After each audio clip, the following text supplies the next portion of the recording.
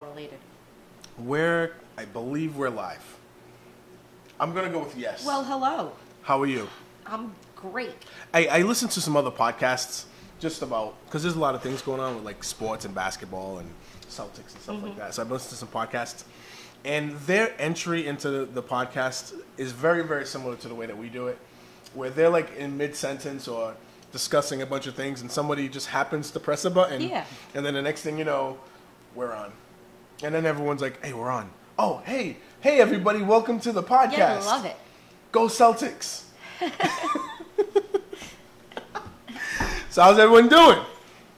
I'm getting belted right now. We have all three people who belong to our podcast. All three of the four stars. Derek, who are the 4 stars? That would be Trot Joseph Lee. Yes. That would be the great Nikki Medeiros. That would be myself, Derek Magato. the Tornado. The Tornado. The Scribe. The Scribe. The 65-pound... $1 million man. The $65 million man. Yes, I like that. That's good. And of course, we can never forget the incomparable Dr. Ed Costa. The Wild Man Costa. The Wild Man? Yeah, I don't know. I felt wrestling then. You felt wrestling? I like it. I felt wrestling just then. I You know, like you that. guys sometimes break out with the wrestling things. All I does. know is that it's been, at least a month and a half since I've seen any of you guys. It's been a while. I've had tournament after tournament after tournament. I've had things come up. It's been a ridiculous. I'll just even go as far as 2 months. So, in other words, life get in the way. Nice. Life definitely got in the way. Life got in the way of the podcast, but Not your bills, but no, just the podcast. Just the podcast. Okay. But here I am back from vacation and I literally did go on vacation to Portugal. I went to San Miguel. It was kind of sad landing in Boston because it was great when you landed in San Miguel. You first thing you're greeted with is literally the ocean on your left. Yeah, the ocean on your left. And as soon as you're out of the airport, all you see is just green, like green fields, mountains, hills, cows. That's all you see. Not green cows, but just tons of cows. Flowers. If you're a fan of hydrangeas, dude, that's everywhere. Literally, you can't go a kilometer without seeing at least 6 or 7 bushes out there. It's just wild. Wow! I'm just saying it's incredible to see what that island has turned into. Because last I remember, I was out there at 8, so that was 27 years ago, which means I'm 35 for all the math people out there. It's remarkable out there. It's the way of life is so different. Did you mention exactly where you were? I was we stayed in a town called São Roque, which is approximately less than 10 minutes from Punta Delgada. It's if I can get the geography right, I believe it is east of Punta Delgada. It could be northeast, southeast. I'm not 100%, but it's definitely east of Punta Delgada, which is the main city. We rented. People who went, we all rented a house, a nice, beautiful house, It was just a great time. I mean, it was fantastic. We before the show started, we were talking about like how Nikki just wanted to just have like taken all the smells of them. Like, trust me, even when you're on the highway, it does smell like cow crap. You smell it every so often because you have just cows everywhere. It would feel like home, I think. I'm gonna tell you right. I'll tell you. But that's why the vegetables taste so good, though. Yeah, Well, right. it's the volcanic ash and all that stuff. But that's because that's how the island was started. But yeah, Along with slavery. But we won't there's talk about we went to different parts of the island. We went to, let's see, wow, where did we not go? We went to the Furnas, which is basically the hot spring of the island. You said the water was so clear you can see the color blue. Oh, that was a trail we went to. It wasn't there, but in the Furnas you have it really just has like that sulfur smell because that's where I guess it's still like some volcanic activity below that's heating up everything. It's kind of cool because there are little spigots that come out with it's cool. It's very cold water, but it's like very mineral very mineral tasting water. Mineral rich. Very mineral rich. And it's naturally carbonated, which is kind of blew my mind a little bit. There's like a small little geyser where you used to see water bubbling, like hot water coming out. And what they were doing is they would take burlap sacks of corn and they'd be putting on there, and it would actually boil the awesome. best corn I've ever had. Did you have any seafood while you were out there? I did have some of the seafood out there. Seafood was fantastic. Yeah. Bet. All of the meats out there, all of the cows are completely grass fed, no chemicals, no nothing. Oh, man. Absolutely the greatest. Adam is not liking this conversation right now. Hold on, he'll like it in a minute. He'll like it in a minute. Some of the greatest meats you'll ever have out there. The vegetables, best tasting everything from fruits to vegetables. I mean, you can't go wrong with that place. And the temperament of everybody, not like you would see in the city. Everybody just wants to help everyone else. Like there is really no I in team in that place. Huh. Everyone within each town is all helping each other out. So it's kind of nice to see that when you're not very used to it here. It really is. And just another small story is like we hit this little like fruit store, it's like a mom and pop fruit store. Ran inside to get a couple of things. I forgot my wallet in the car. The lady was just like, "Hey, you know what? Just when you come back, just pay me." It was literally 50 cents. About 50 cents, and everything out there is crazy cheap. Because that's just, the island, that's just how it is. Did you happen to see anybody on the street shooting up? No. No? Jeez. Not at all. Not at Well, all. they decriminalized, so I You just assume Them- that them- everyone. well, no, but that you would think that isn't that why we don't decriminalize drug use, right? Because they say, oh, if we did, there'd be people out on the streets doing it all. So that's just Yeah, one. I'm listening to everything he's saying, and it's so beautiful. So in the back of my mind, I remembered they decriminalized. So just question. One other thing is, sometimes there are abandoned houses out there. And, when we have abandoned houses out here, you know what happens. Yep. People just take them over and all that stuff. But the villages, the people within the village and towns, they actually, what they do, instead of like leaving it out there, they block off and cement the entrances to the houses. Nice. And I asked why they would do something like that, because and they would put those houses up for sale. I'm like, why do you do that? The easy answer to that is, so all of the drunks, all of the druggies, all that, they don't have access to the house, so they don't bring that kind of stuff into the area. So everyone just wants to help everyone out. Everyone's always looking out for everyone. I really wish it was more like that here. Unfortunately, that's not the case. And like I said, everything out there is just so underpriced. It's ridiculous. It's so 9 of us went out to eat the night before, and we weren't. And honestly, we were having some of us had steak plates, some of us had some codfish plates, some had sandwiches. We had beers and drinks and stuff like that. For 9 people, 68 euros. Nice. Which roughly is the equivalent of about $90 US. Tell me anywhere you can get full meals with drinks for 9 people for $90. For that many people. Other than going to McDonald's or something like that. Which they do have McDonald's out there. And Burger King. And KFC. And Pizza Hut.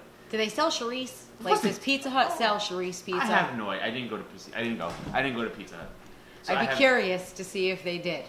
I would, I wouldn't doubt it. Simply because it's there. But yeah, I want to go so badly. Oh, by the way, just I don't know if anybody knows what a bifana is. Bifana is just like a steak. It's like a little steak sandwich. Yeah. It's like pork. McDonald's out there do sell. Get out! They call That's them awesome. They call them McBifanish. It's hilarious. I swear to That's God, awesome. it's great. And to top it all off, they not only sell a McBifana, but you can also get Purple bags. What am I drinking with my Mick Fauna? Canada Dry. Sagers. Oh, Which is a beer. I can order a beer at McDonald's. wow.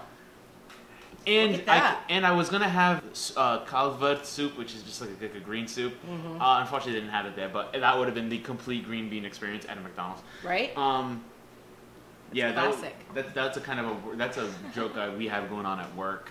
That going into them. Oh, and on that thing on that McBeef on a sandwich, the Big Mac special sauce. No. Big Mac get sauce. out. I That's kid you not. crazy.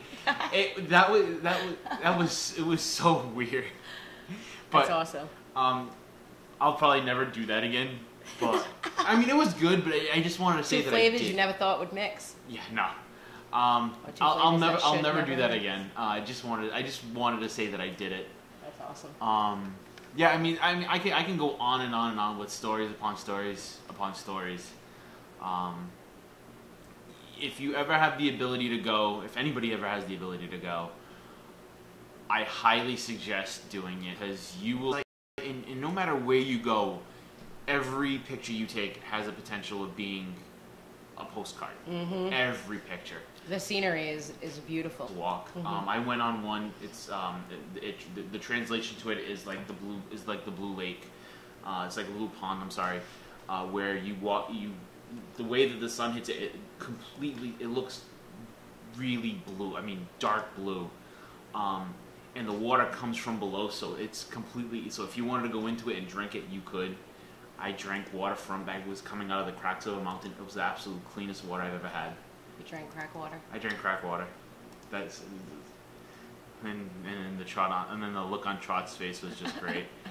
But there was a waterfall there that was absolute. And I showed the picture to TJ. Oh, absolutely beautiful. I'm having trouble with the fact that whatever they're doing at the Herald News, whatever in the world that they're doing with this website that they call So the digital Herald News. the new advanced technology that they got going on their stinking pages, where they automatically play videos as you scroll down and look at their articles. I don't want to see their videos, so I'm keeping it all in as Derek is serenading us with his wonderful, beautiful visit to Portugal. But I'm having a nightmare trying to get this stuff down with this Herald News thing. I apologize. That's right. I only have 2 other stories. No, please keep going, because I want to choke whoever does this website stuff over here. Herald News. There is. Let's see. I want to say it was either Sunday or Monday. I think it was Monday. Log into the library. Have you ever? Much easier. There's a part of the city called Sete Cidades, which is translates to 7 cities. 7 cities. And the cool thing about the 7 cities, they actually have 2 ponds. One looks like completely blue water.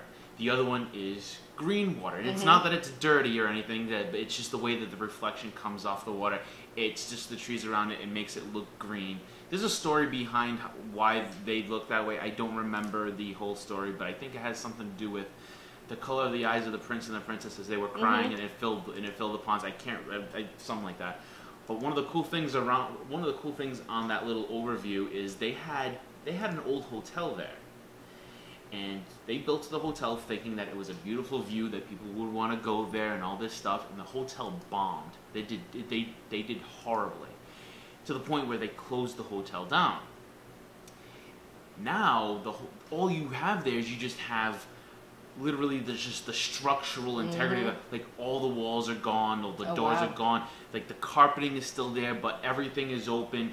People have gone in there, kind of, graffitied it up a little bit. But the thing is, people now do it just to leave their mark on there. Yeah. One of the things that I did was, we ended up getting all the way to the roof of the thing, and we took pictures all around, and that was wild. But within the bathrooms, they still had all the tiles, and they were all coming down, and I was able to take a tile home with it, so I have that. Oh, that's awesome. So I have a tile from this hotel that's going to be completely abandoned. And then the other good part was there's a part of the island called Lagoa de Foug, which is one of the highest points of the island. So when you're up there and you look out, you can actually have a view where you see the island and you see the Atlantic Ocean on both sides of the island, and I saw the picture of it. I thought the picture was absolutely beautiful. Seeing it in real life was about 1,000 times better. I bet. And that's not even an exaggeration. I mean, it's like one trip I've always wanted to take. I said I'll get on a plane for that one. Do you have plans to go? Oh, I would love to go. Yeah, one day. That'll probably be the only time I ever leave the country. Nice. Will be the one time that I go to San Miguel, but I will. But my trip would be more for my family history. You know what I mean? Do you have any idea where? 2-3 weeks. Do you have any idea where they were from? Feijão de Cima was one of my great grandmothers. We drove by that place. They're all basically from all within the same area from Ponta Delgado. They're all around that same. But the one village that I was able to, Capelas was another one. Capelas, okay. And then Feijão de Cima. Those are the only two that I could narrow down that far right now. We hit up the Capelas. I'm sorry. We hit up the Capelas. That's out there. That's a really nice area too. Speaking of Ponte Delgado, that's where the Port of Ciudad is. That's where the doors of the city are. Yeah, and you know what? Seeing the ones here, like the ones in Fall River, yeah, you have an appreciation to see that. But when you see the real ones out there, it's much larger, isn't it? Much larger, for one, and you just see, and you can't. There's nothing that you can do to the one in Fall River to actually give it the patina that has. Right. It is absolutely a massive, stunning view, and it's huge. I mean, I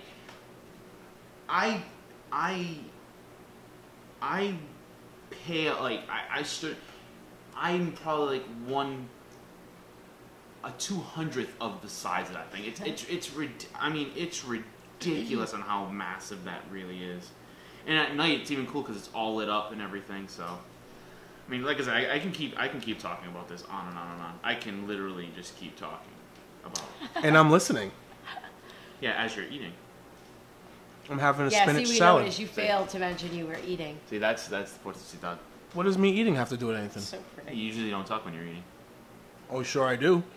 How many times have I been eating and talking at the same time? That's usually when it's only me and you. Who cares? And I don't have a story. Whatever. If you were not eating, yeah, we wouldn't have been talking about Portugal still. I think that's wrong. I think that's very untrue. That is absolutely not wrong. Oh, where's the facts on that? Miss Nikki Facts? Where's all the facts on that? Miss Nikki Facts? Yes, well, What you the called hell is you that? called Edward Costa Miss Nikki Facts. wild man Edward Costa. Well, I was having a wrestling moment. That was a lot of fun. I'm just saying, you're all about the facts, Nikki. But show me the facts on this. But yeah, it's like I said, getting Show out me the there, facts. getting Go out there listen and staying is probably the listen to our majority of your podcast. is the majority of your week of your budget. But once you're there, food is cheap. Everything else is cheap. I mean, it's low money for everything else, unless you go out to like really high-end restaurants, which to them, high-end restaurants to them would probably be the equivalent of having the most expensive thing maybe at like a Pub 99. I would find a Vavo, and I would ask Vavo to cook for me.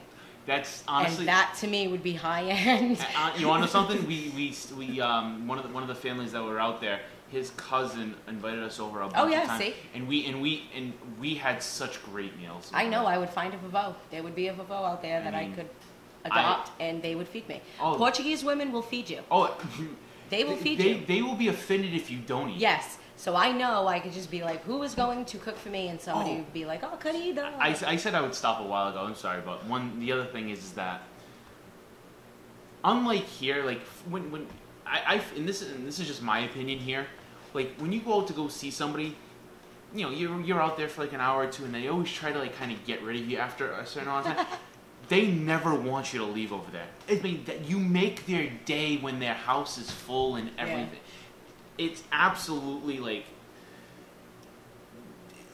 they almost get sad to see you leave. It's like when you leave, they walk you out. They see you to your car. They I would be crying probably. I'm gonna. Like, no, I don't want to leave. I'm gonna tell. It was tough the last night to leave. It was tough. Like the Thursday night when I saw that family for the last time. Yeah, it was really Yeah, tough. I could. Yeah, it would be. I think it would be like that for me. It would be a really emotional thing.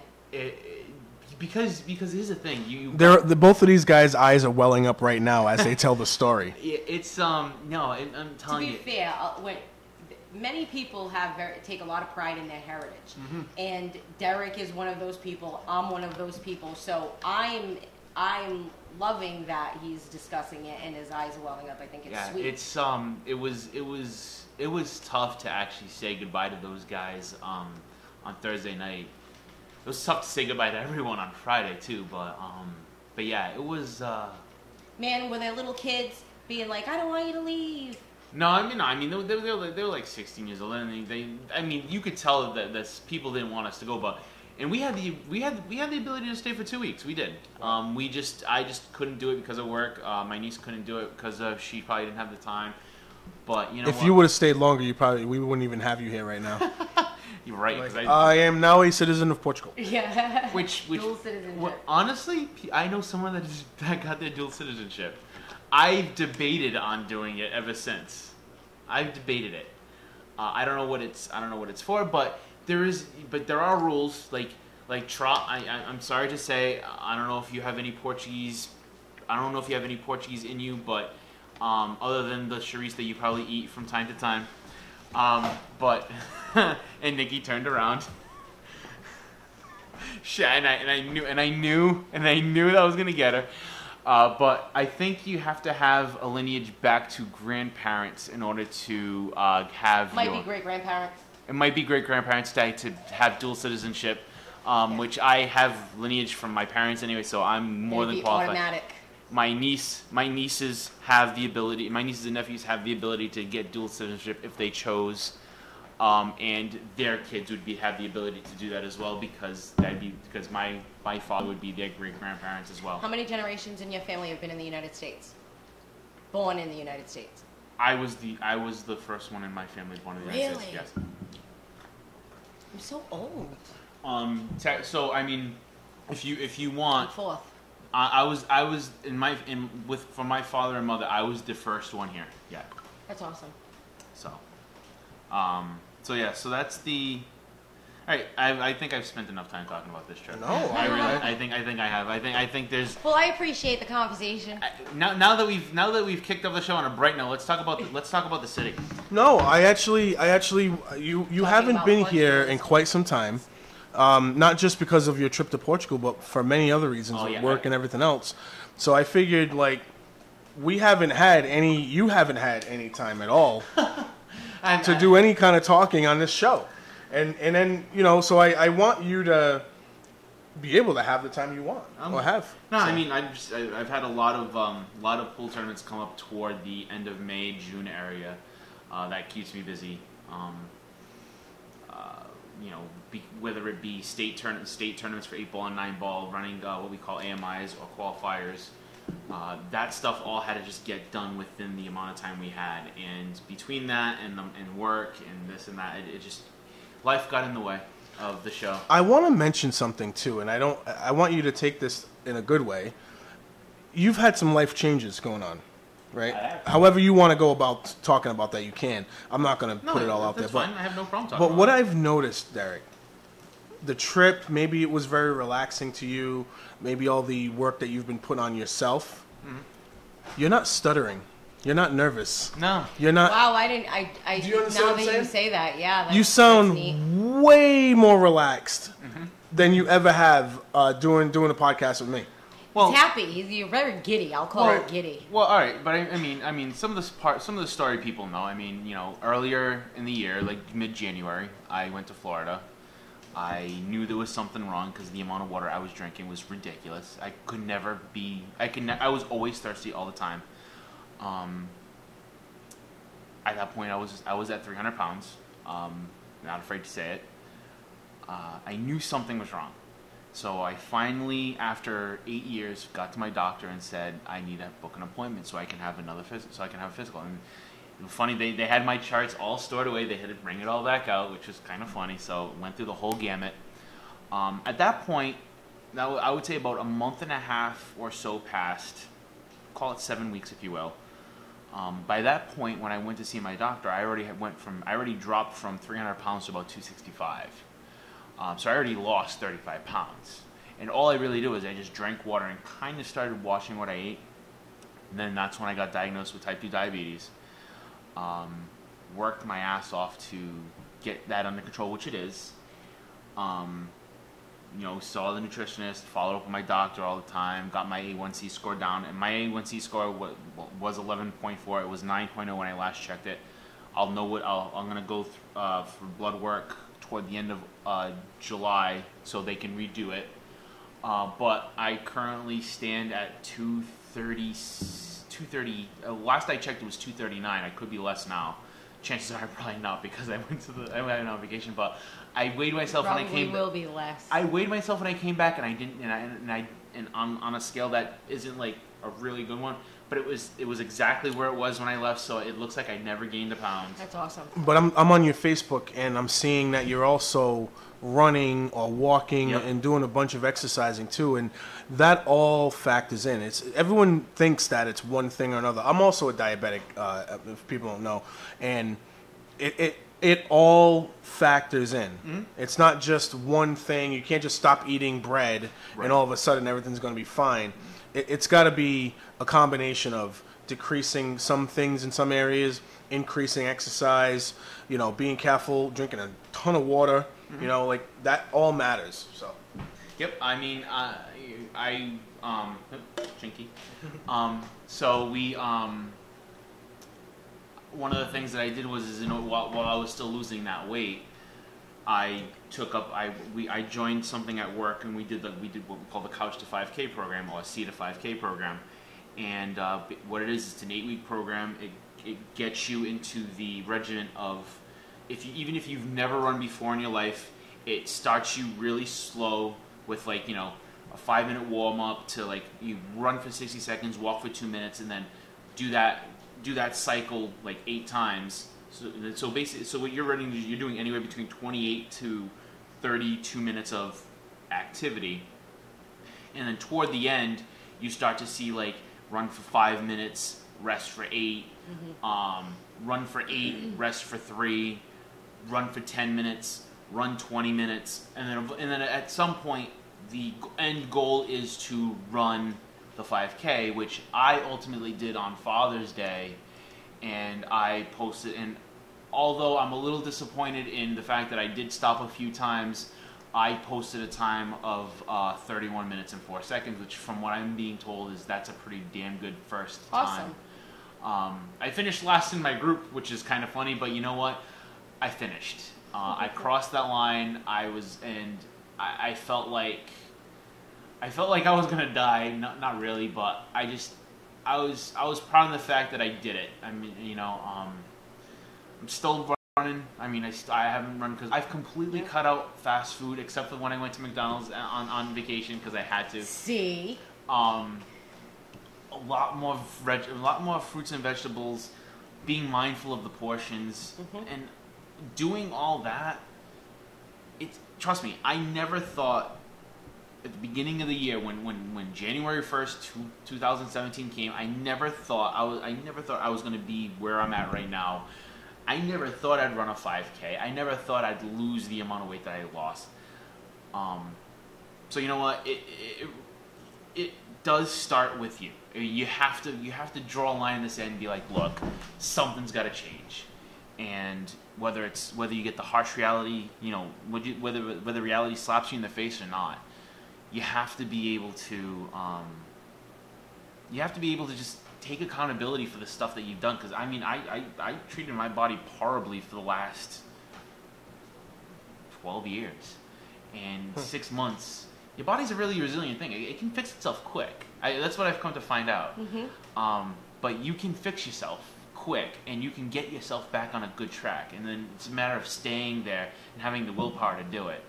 And my motivation is the fact that I kept seeing weight. I just kept seeing the scale not go as far every time I weighed myself, and just that, and everybody coming up and saying, "Oh wow, you look so good. What are you doing?"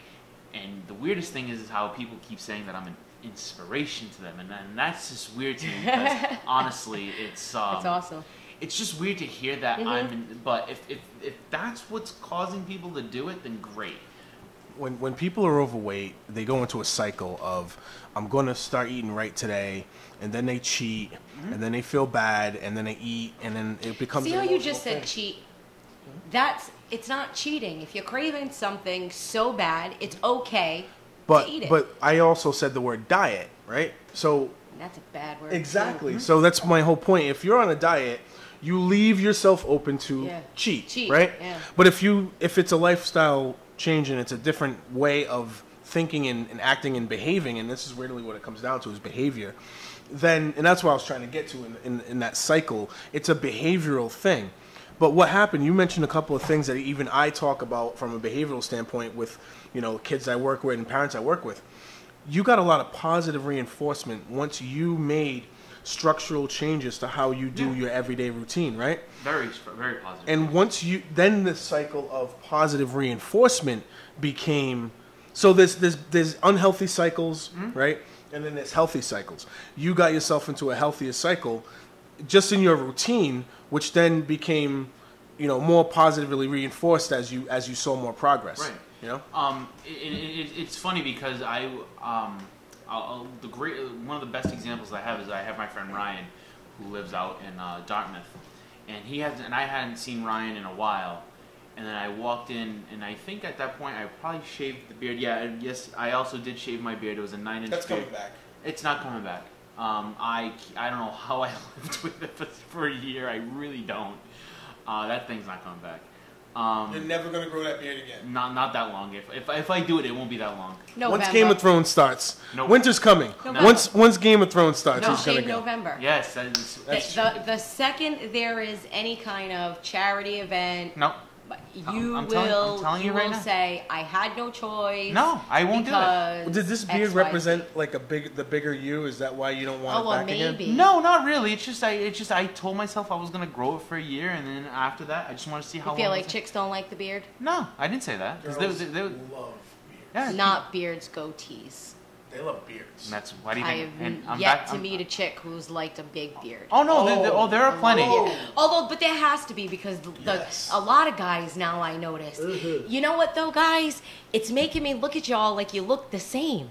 Everybody looks the same to me. They all have that cute, because I think it's a cute little fluffy beard. I can't even think of his name right now. Want to say Eric? Is it Eric? Who? Oh, Eric Joubert, I think is who you're talking about. Eric Frost or Not whatever. Julian Edelman, right? No. It's not Okay. even a famous person. It's Okay, somebody we alright. know, baseball and all that jazz. I just can't remember the kid's name right off the bat. But he grew in a cute little beard. I think everybody's got it's all a little fluffy and whatnot. In New England, it's a huge thing to grow beards now.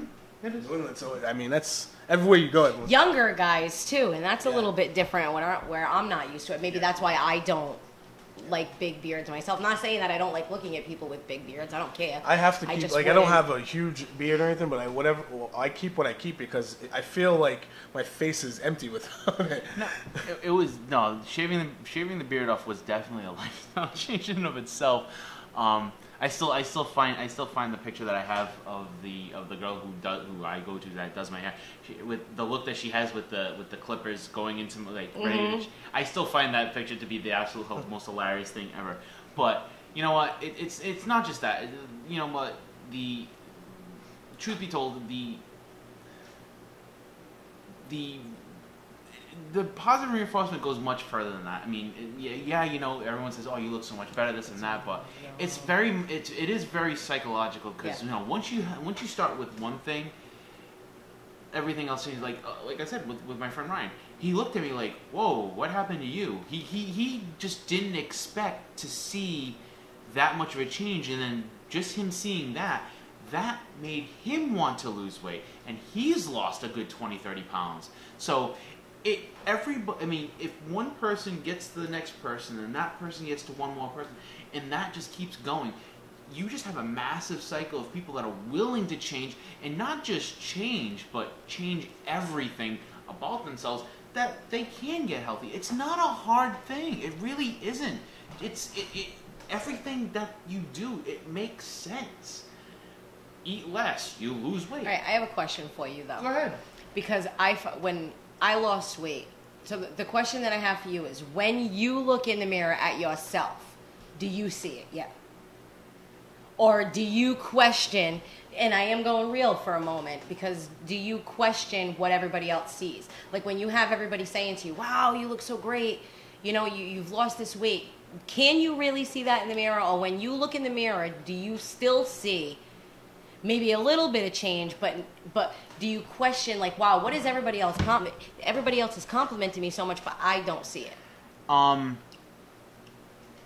When it's a drastic change, like 60 pounds, I can see it. Okay, good. Mainly if I take a look, if I have a picture of myself like before, like if you take a look at if you take a look at a picture of me when I was in Vegas, when I was a referee and I was just sitting down, and you take a look at a picture of me now, I see it. I completely see it. I don't look like that at all. I just wondered if you saw that back in the mirror at you, because when I lost my weight, I had a really hard time getting into the mindset of, like, when I looked in the mirror, I still saw the 200-pound Nikki. It wasn't what I was, it was what I saw back at. Now, Nikki, when you saw what you saw in the mirror, were you still cognizant of what you saw on the scale? I don't step on scales, never have. So I'm not one of those people who gets weights. Like, I never considered myself heavy. Oh, I gotta go on a diet, I gotta lose weight.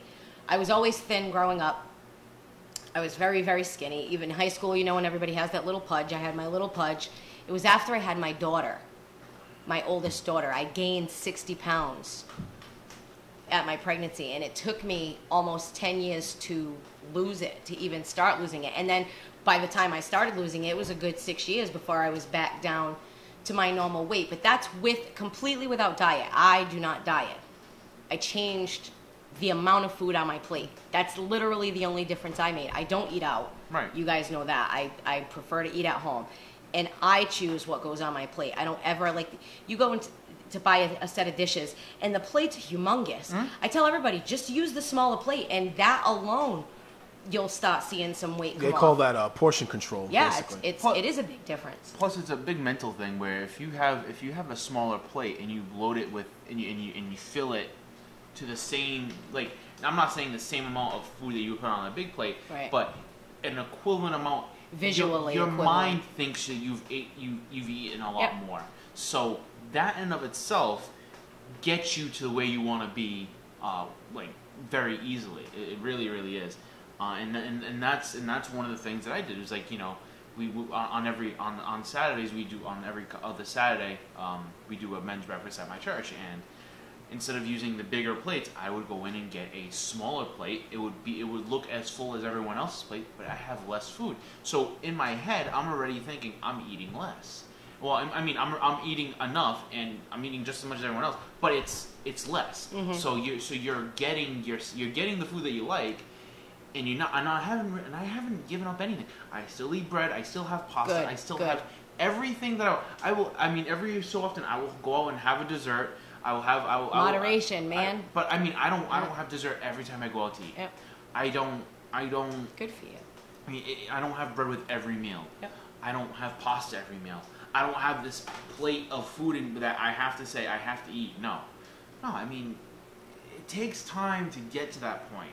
But when you start to realize that you're supposed to actually eat 5 to 6 meals a day instead of 3. Yeah. Huge difference. Yes. and it really, I mean, I don't know, but welcome to Health Talk, Fall River.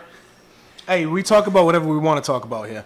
I don't try to restrict anything. Nah, it is what it is. We haven't seen you for a while. It's called life, so we're discussing. They have no problem with that at all. Current event. We've literally gone 40 minutes with this. No, and I don't have a problem going another 40 with it. If that's the way that this show is navigating, then I'm not gonna go against the grain of it. You know what I mean? No, this has been a really productive conversation. I don't know who out there is listening right now, but I thought this was a very productive conversation. I mean, you talked about traveling, not just about the eating part of wellness, but like traveling, feeling like you're part of a family so much that you don't even want to leave the place that you're at. You know what I mean? Yes. Like with a bunch of strangers that you never met before. You know, that's a great feeling. Again, all of that surrounds around In the a center. foreign country. Yeah. But all of that surrounds itself around, well, becoming internally becoming a more well person. You know. I was one of the people we met out there. His name is Jerval. He actually is a race car driver. And I gotta see if I can get this. Let's see if I can get this right. Okay, he's a race car. He actually does like the off road racing, like the like the dirt road racing and stuff with the cars. I would say with this picture, I think he's done pretty well. Wow. Yeah. This guy, I mean, I just showed a picture that has quite possibly 1, 2, 3. I'd say 50. I'm not even gonna count them all, but just tall, trophies that are probably over a foot tall. That would probably be at least 15. If I had to count all of them, there's probably at least 30 or 40. And look at his little car collection. Wow, nice. He has his collection of cars is ridiculous, and it really is I mean, so many different people out there that I met. I mean, truly, I mean, if I was to spend time talking about every single one of them, I'd probably go well over the time. You see people out there, right? Got that look on their face, screwed up face all the time. What do you mean? Just angry. Resting bee face? Yeah, right. I exactly. Well, some people. The queen of it, I am. Totally. You go on their social media or whatever. They always got something bad to say about somebody, right? Well, that's not me. No, but you see what I'm saying, Yeah, right? I know. Yeah. They use options like drinking, not just drinking like a drink or two here and there, but getting smashed in order to deal with whatever they're dealing with in their life. Absolutely. We'll talk about healthy options of taking care of yourself. That's all we're talking about here. I've seen people who are completely miserable, who get mad at other people for posting positive things on their social media. Yes, I do too. Right? Yes. Get mad. Quite often. Yes. It's like, oh, that's this. Who does this guy think he is all the time posting no, why would you have to hate on somebody for being positive or trying to be in a good mood all the time? You know what I mean? So, bringing that back again, there's nothing wrong at all with talking about this kind of thing. This matters just as much as talking about taxes and council meetings and everything else, in my opinion. Yeah, It's a part of mental health, which is super important. It is. I mean, you know, one of the like I said, the guy that we went on with on the trail, he brought his whole family. His whole family is his wife and his daughter go on trails all the time. Just the nicest guy. Really like and that's what he does. He actually is a trail. He actually guides trails with people. That's his actual job. So of course, naturally he would you'd figure that during the week he wants downtime. No, he's ready to go out anywhere, anytime. He's probably done all the trails in Portugal multiple times.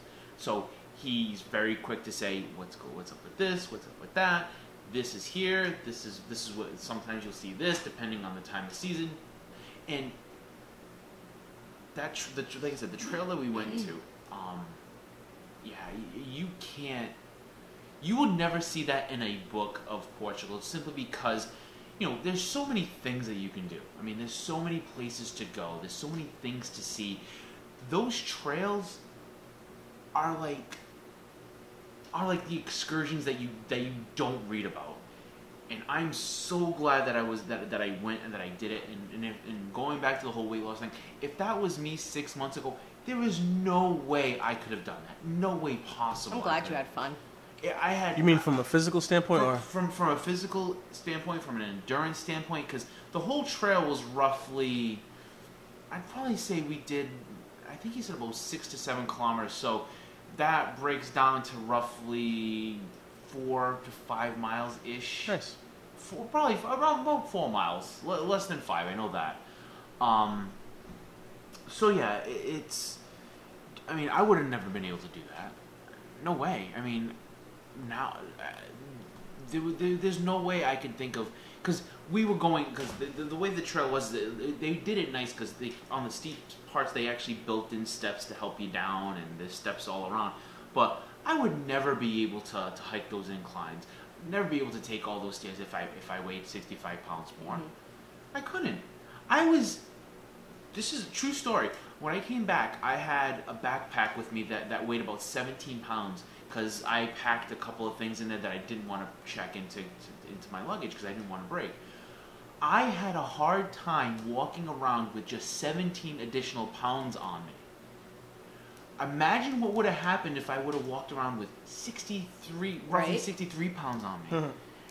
I'll go to my gym at work, and sometimes what I'll do is I'll grab 2 30-pound weights and I'll walk around the gym for a little bit, just to remember this is what I was carrying around. And I'm like, how the heck did I do that? And you think about all the stress that it puts on your blood, on your knees, on your tendons, on your ankles, all that stuff. Right? All the joints and your heart. Yeah. is the key. But yeah, I think more clearly. I breathe more clearly. I'm active a lot more. Did you sleep better? I sleep tons better. I knew that. Well, you got to keep in mind, I do work third shift, so me working third shift, I have to sleep during the day, so it may not be the greatest sleep, but I don't have as much of a problem sleeping now than I did before. It was one of the first things that I noticed too of my weight loss. I slept better. At night, I can sleep great. I don't know if I ever snored, but I'm pretty sure I don't feel. You know what? When you snore, you kind of feel like that crap in your throat, like that you have like a soreness in your throat. I don't feel that anymore. It's great. I mean, it's great. I mean, so many more things. There's so many more benefits to doing that than so many more benefits to doing that than just staying the way I was. So I mean, like I said, if lots of there'll be people that will motivate you to do it, and you know, honestly, I've already talked to a few people and say, hey, if you want to do this, just keep me up to date with what's going on, and you know, I just like people did for me. I want to do that back, because you know, they listened to me, they helped me, they guided me. They said when I had questions, they had answers for me. Now I'm getting those questions, so now I have answers for them. So it's kind of cool, because you're kind of recycling the information, and you're putting your own personal you put your own personal experience into it. So so it's much more personable for them, and trust me, it's just been the greatest. It's just been the greatest. This year has been. I'm right now. I'm the most healthiest I've ever been. I know that easily. I know that when you go to the gym and you see you'll see one guy who's out of shape try to talk to a guy that's got the look that they're looking for, right? Mm-hmm. And they'll say, hey, what are you doing to do this and that and the other? What do I have to do?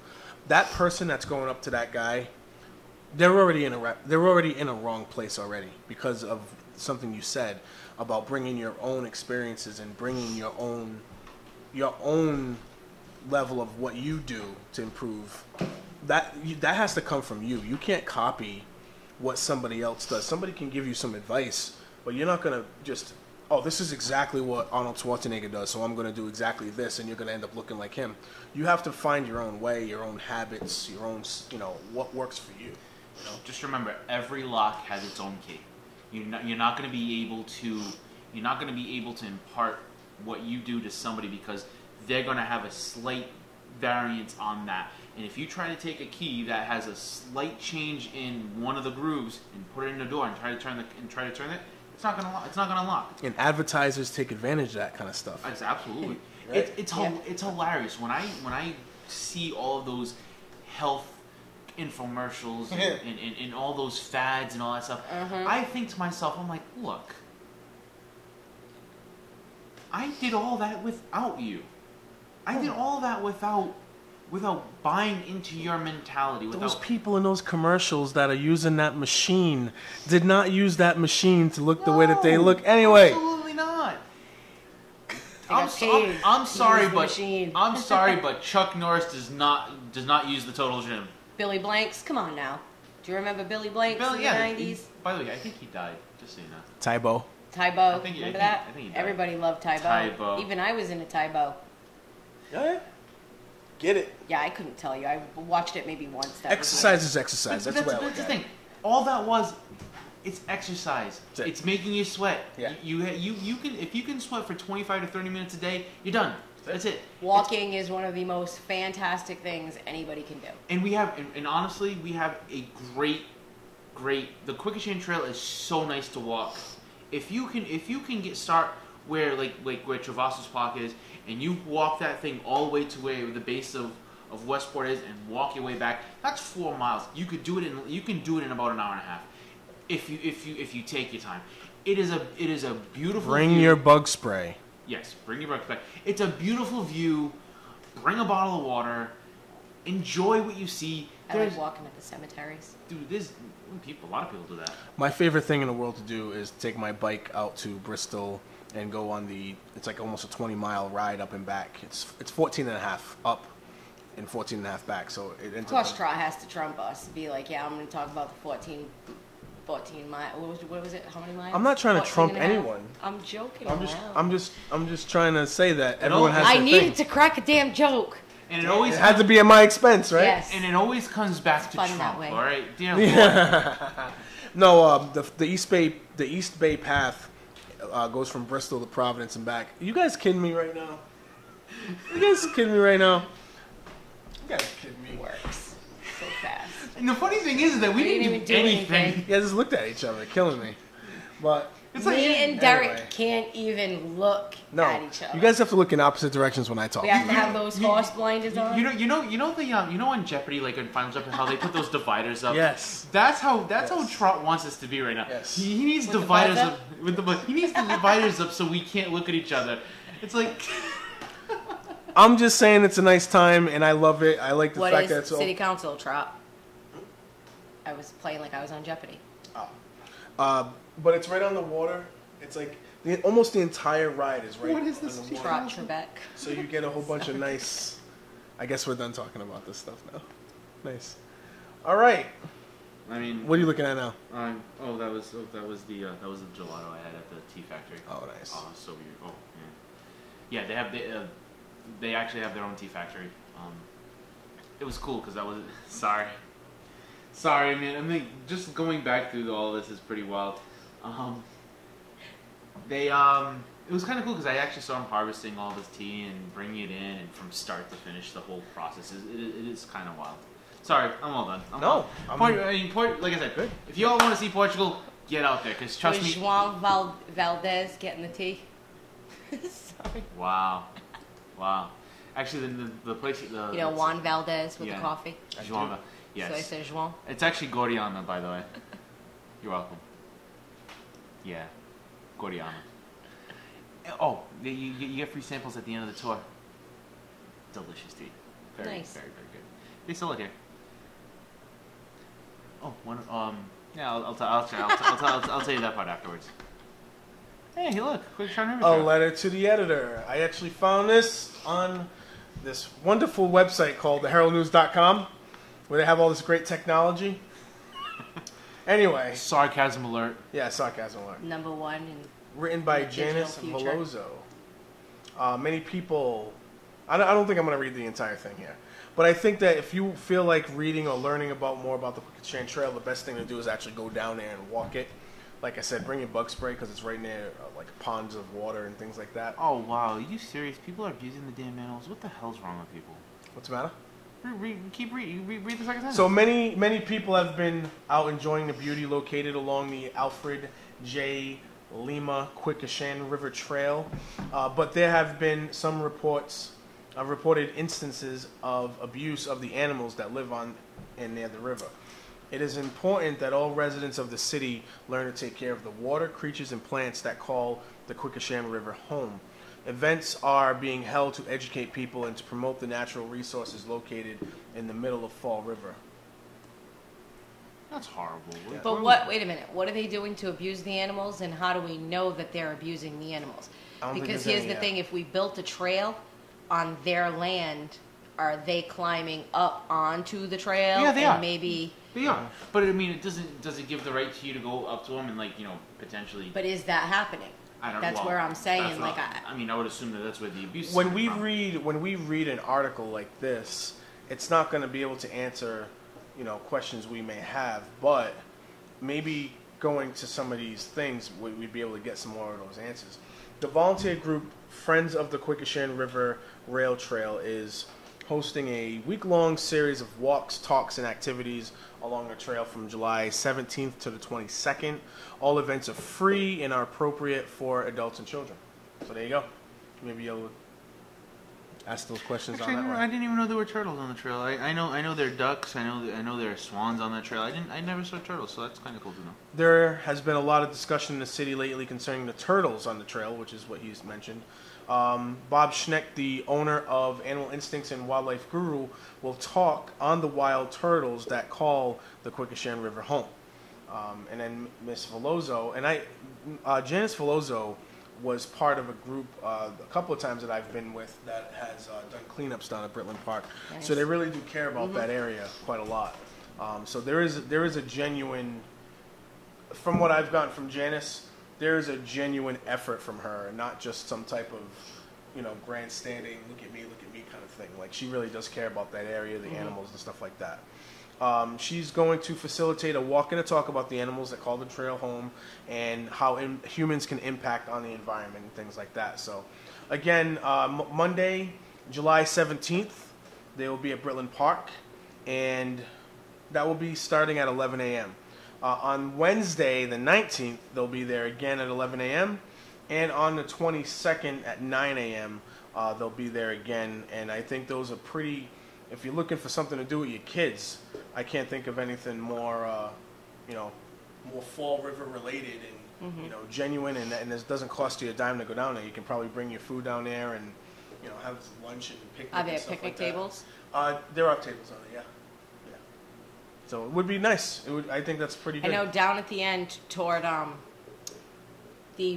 when you get to Brayton Avenue, if you cross Brayton Avenue and go to the pond side, the other side, there is a huge area in there, plenty, where you could set down blankets. You could have a nice little cookout or something there. Years ago, before the Quequechan Trail, I used to go down there. Nice. And I was actually surprised at how big the space was. It's pretty big. I mean, I remember kids when I was young going down there all the time. But, I like the fact that they made a trail. I like the attempts at making a bike path in this area. I like the attempt at finally opening up all of our natural resources. Right. It's Instead of having all these little hidden treasures. Yeah. It's a plus for the city. It's definitely a plus for the city. But we have to make it a plus. We have to maintain it. Just teach our kids to respect it. Yeah. But there's a lot of people in the city that don't respect the city, so They don't respect themselves. Three weeks in, when they started building that, there was spray paint. Of course. All that but stuff. there is going to be. Yeah. Graffiti isn't something new. Graffiti's been around forever. I'm not saying it's new. I'm just saying. And the thing is, that's one thing I at least give. I will give Flanagan a little bit of credit where he did take the graffiti artists and we're like, you know what? You want to go out there and do it? Here you go. Here's a spot to do it. And I actually loved seeing those things because it's art.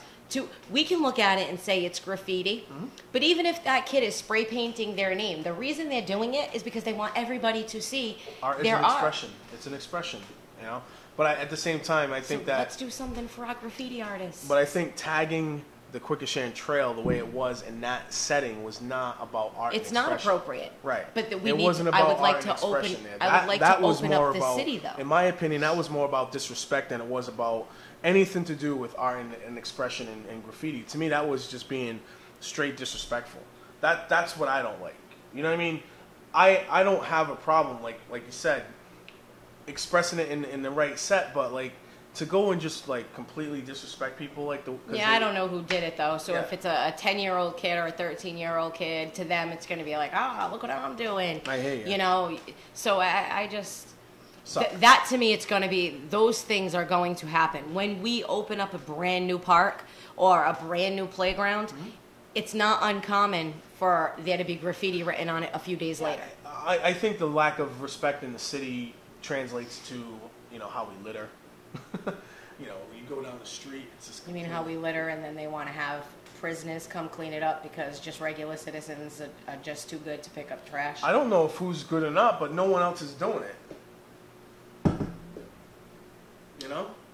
Everyone else is throwing this shit And out I'm the not window. talking about groups of volunteers coming and cleaning the city. I'm talking about if everybody just cleaned their own yard Yeah. and cleaned up after themselves, then there would be no need for a group of volunteers to have to come and clean a whole neighborhood out. Or, you know, and throwing stuff out off the highway and out their cars and all that. I kind of have stuff. somebody who's lived in my neighborhood for about a year now. Every person they have come to visit them cleans their car out and throws it, I can't even believe it, right in the street. McDonald's cups, wrappers. Hey, and I've gone, while they're sitting in the car, I will go right outside and pick it up and put it in a trash bag and say, please do not litter. We clean up. We like to keep our neighborhood clean. I don't know where the hell you live. What was that person's response when you said that to them? They just looked at me with a blank face. Jeez. Because it's not something they're used to. They're just used to taking their trash and whipping it out the window like somebody else is getting paid to come pick it up. And technically, Somebody is getting paid Right. to come pick it up. but that ain't happening. No, That ain't happening. no. You and I talked about the budget, right?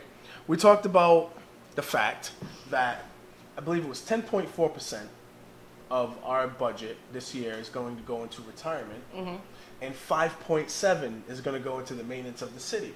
So we're almost, if you fudge it up a little bit, or not fudge it up a little bit, but just estimate up and a little bit down, almost double goes into people who don't work for the city anymore, Right. into the maintenance of the city. That right there shows you. Which is why there is no more maintenance of the city, because we're too busy paying all the people who used to work for the city. That right there shows you. And it's nothing against the people who used to work for the city, because that was part of their contract at the time. So when we discuss this, it's not a personal attack, but what it is saying is there's only so many dollars to go around. That, if you look at that pie chart, you can see where the priorities are. Yeah. And why the city is in the situation it is. And many cities are like this too, by the way, not just ours. But you can see that the allocation of funding, that is one of the biggest problems as the reason why the city looks the way it does. I want to throw a couple of things out there, city council-wise, if you don't mind. There's a guy named Dan, I want to say it's either Dupree or Dupere. He is running for city council. I actually reached out to him so I can get a chance to talk to him.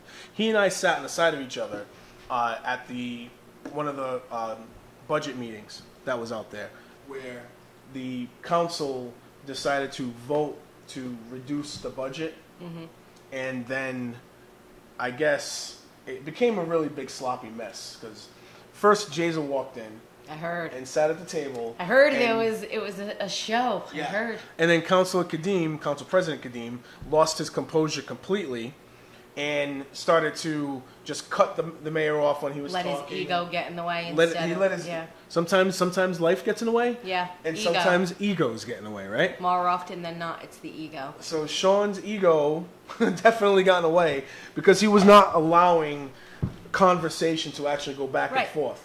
He was allowing councilors to take their shots. But whenever Jazel was ever able to try to respond to something, Right. Which is so sad. and literally, I'm not talking about just like, excuse me, mayor, or excuse me, sir, can we finish this? No, Oh, I heard. It was, no, you're not going to talk. I heard You're it done. was disgusting You're done. and embarrassing. Right. It was very, very It's embarrassing. very unbecoming of somebody who claims to care about the city of Fall River. Or claims to try to bring respect and decorum to the council chambers. But this is the same guy who was so upset and stopped a bunch of people from clapping.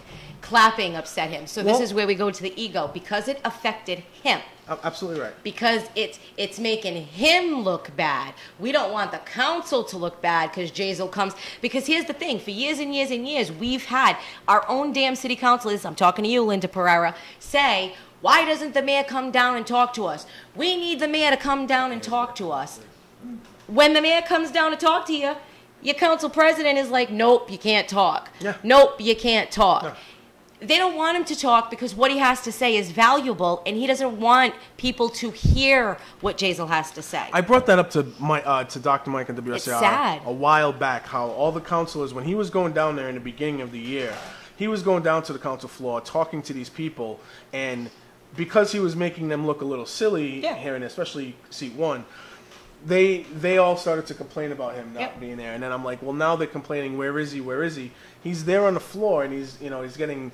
And I have to admit, it's pissing me off. And I have to admit, see, Jazel didn't do himself a lot of favors when he went there because he also kept cutting off other counselors while they were in the middle of trying to talk to him. Mm-hmm. So even though I didn't agree with the direction Councilor Ponte was going, he did have a right to try to say what he wanted to say. He wanted to make his recommendations to the budget. Mm-hmm. He wanted to make these, things. And Jazel kept cutting him off.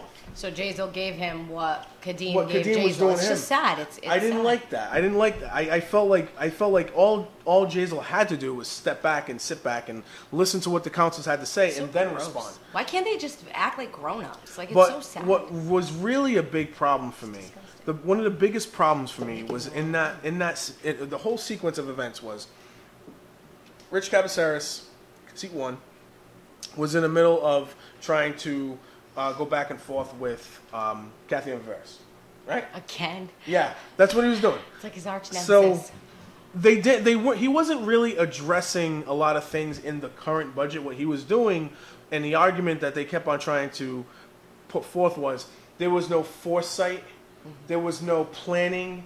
What about 2019 and 2020? That's what they kept on asking. And they kept on asking about the Durfee school.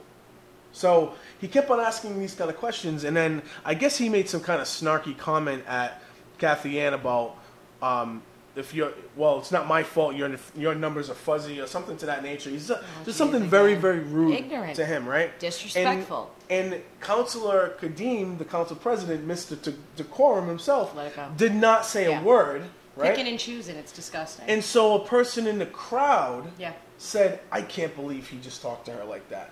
Sean Kadeem turns to the lady it makes her leave. and yells at her and See, now let me be there and have him yell at me. You are nobody, pal. You just got elected to your seat. You are not king. You try being king. Sit down. So if you think about that entire process, how that whole thing went down. People down. He's got a counselor being rude. First he's got a counselor being rude to another person. And the council president doesn't do anything about it. Then a person in the crowd responds to that rude response. Yeah. And then the council president gets involved. And then has a standoff with that person to the point where the police officer had to come in and escort her out. Again, a police officer escorting a woman out. Yes. Because see, who I can't. That right there is egotistical. Think about that you'll entire fight. sequence. You'll fight with a woman. Right. You'll banter with a woman, with somebody in the audience, but you're not going to say, "Come on," with no balls. When Mayor, I don't care. When Mayor Jazel Karib came in and started to make his personnel changes. Yep. I believe he let someone go from the librarian department. Mm-hmm. If I'm not mistaken, and someone out there can correct me if I'm wrong. I have no problem admitting when I'm wrong on things. Pretty sure it was Sean Kadeem's wife that he let go. Almost sure about it. So wait, cuts had to be made. Cuts didn't be made. I think he got her out of that position and put somebody else in. That sucks. Yeah. It sucks if she was doing her job. But I agree. was she but that's again, this is where we have it. It gets so personal. It gets muddy, and this is where I don't want none of them. The second I hear that somebody let one of their decisions be made on a personal level and not for the best of the city, or if this woman is doing her job, just leave her alone. I don't care who the hell her husband is. I agree. It's got nothing to do with her. And when I won't vote for you. I don't care. Again, if I'm wrong, I'm wrong, and I have no problem admitting I'm wrong. But from what I understand, his wife was working at the library, and I don't know if it was Jazel or another person, but somewhere along the line, she didn't keep her job, and that was right around the time that he decided to get involved. All right, but here's the other thing, though. Now, when did she get hired, and did she get hired because her husband was the city administrator. We go back to who was the mayor at the time, Flanagan. We all know his was, I'll do this for you if you do this for me. So is that how she got her job in the first place? If I went back into the budget and that's how she got her job, then guess what? See you later. Sayonara. Chop. So the way, You are the weakest link. so in my opinion, remember how you talked about he had a vendetta and that's the reason why he's Yes, involved absolutely. in it? That could possibly be one of the reasons why. I am waiting for it to happen. He has I see it in him. He has things that I'm he's not giving him finished the yet. credit that you're giving him. I don't think that he's... I'm not giving him credit. That's not credit. Yeah, when but I I'm- say he wants to yeah. come in because there's but revenge. there's not a grand scheme is what I'm saying. There's no grand I end think game. he knows exactly what the hell he's doing. What he's doing right now is payback time, baby. that thing. All the little snappy stuff he's doing, going to the council floor, yelling at all the people, snapping on old ladies, sending because he letters to Mike Mioza Yeah, he's about Sue telling- Mathias. Listen, he's telling what he's Whoa, doing whoa, whoa, whoa. is he's You don't know showing. about that one? Well, Hang on. let me finish. He's showing everybody how much influence he has. This is what I can do. Absolutely. This is what I can do. Now I'm just city council president, and look what I can do. Imagine if I was in that seat. I'm telling you, he's got vengeance. Cannot he's got cannot for the life vengeful of eyes. me. Cannot for the life of me. No, He please doesn't don't care click on about that. Fall River. He doesn't care about. Don't click He doesn't on- care alright. really care Yeah, about that- our I'll show you budget. what that is. He's got an axe to grind, and that's all it boils down to. So my friend over here, Derek, No, we touching on my. we gotta go back to that whole Go ahead. the Sumasaias thing. What's up with that? Oh yeah, he sent either a social media message or a letter to Mike Mioza Yeah. because he was mad about the ladies in the crowd and he like singled out Sue Mathias on that one. Isn't it sad? Again, a city councilor talking about an average citizen because they don't like how they were treated by that average citizen. It's pathetic. If I'm sorry, but Little balls. I'm sorry, but if you Okay, little balls. if you are Egotistical a fight with city women. councilor, you're opening yourself up to public criticism anyway. That's right. Because that's what you're going up for. So if you're that thin-skinned, step down. Step You know down. what that tells me? When So- a guy acts like that, every girl knows what it means. So I was with I was sitting on the side of one of the council candidates. His name is again Dan Dupree. I hope I'm saying his name right. I hate the fact that I didn't get that from him when I talked to him. But we ended up talking about some of the things where he's coming from, right? So he's coming from a position of he is part of the local 251. Mm-hmm. The group of people that the mayor ended up having a dispute with over the privatizing of sanitation hauling. Yep. So initially, just by hearing that, you get the impression of he's trying to become a city council because he's mad about the privatizing. Mm-hmm. That's not true at all. No, the real guys aren't. The real guys know what's up. Do you know what he's mad about? Okay, am I gonna like it? I think you're going to laugh at it. Okay. Not at him, but at the situation of the councilors. Do you remember when they had set up a day? Jason Correa said, hey, we need to have a settlement done before this date. Yes, and the city council was like, nope, Oh no yeah, I remember dice. that. And then there was no quorum. Yes, I remember that. Yes. they didn't vote on it, and they basically screwed the guys Absolutely. in the settlement. That's what made Dan Good. upset. Good. Because you know what? And that, Dan, I'm glad you're running. I don't even know anything about you, but I'm glad you're running. Because what did I say from the beginning? The guys in Local 251 are going to be the ones to get screwed. Because people like Linda and people like Rich, who were backing up, who were claiming on the outside to back up the city employees, really weren't doing so. Right. All they were fighting was who was bringing our trash from point A to point B. They weren't discussing trash in general. They argued one little section. I kept telling these guys, you're going to lose your jobs. You're going to lose your jobs. You're going to lose your jobs. And look, it's all about what's personal for them. The certain city, and it's not all of the city councilors. There are certain city councilors at certain times who only care about how a certain vote is going to benefit them. And it's not all the time, because every single counselor has done good at some point by some vote. It's just I'm going to look at it as a whole. Like, what is your average? I'm going to read this one off because I think it's important to talk about this for a second, okay? What's the date of this article? May 2nd? Oh, no, March. March Of 2nd. this year? Yeah, this year. So it said, the majority of the city council in Fall River was noticeably absent Tuesday night at a special meeting called by Mayor Jay Zacharia II to address concerns of importance to the Teamsters.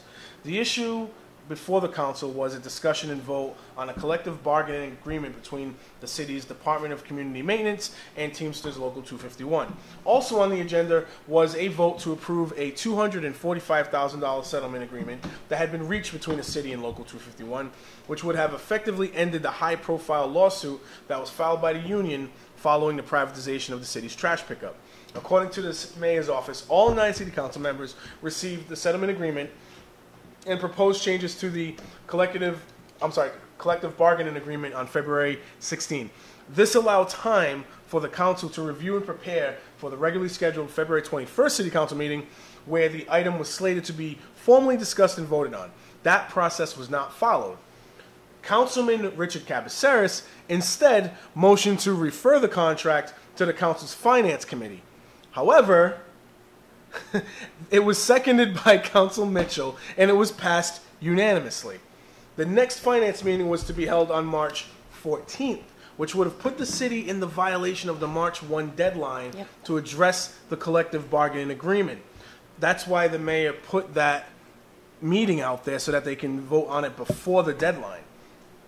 So someone from the, his name is Nick Williams. I was surprised.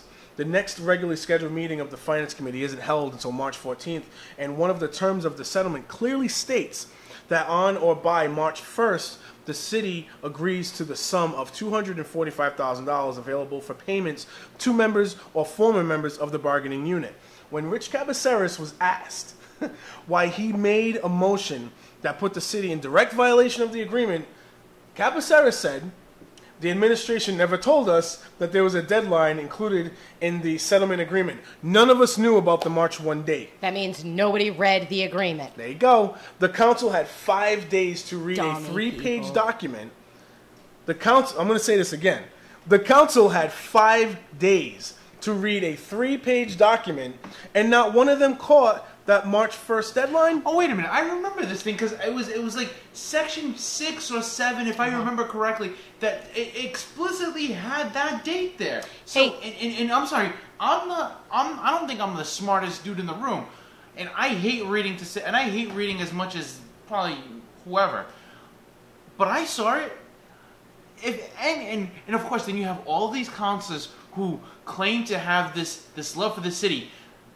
Seat 8. Just gonna throw that out there. Who didn't even catch that? I'm sorry. That's pathetic. Amen. Every last one of them needs to go. Even Joe. They read it. They ignored it. The council had 5 days to read a 3-page document, and not one of them caught that March 1st deadline. Hey, listen.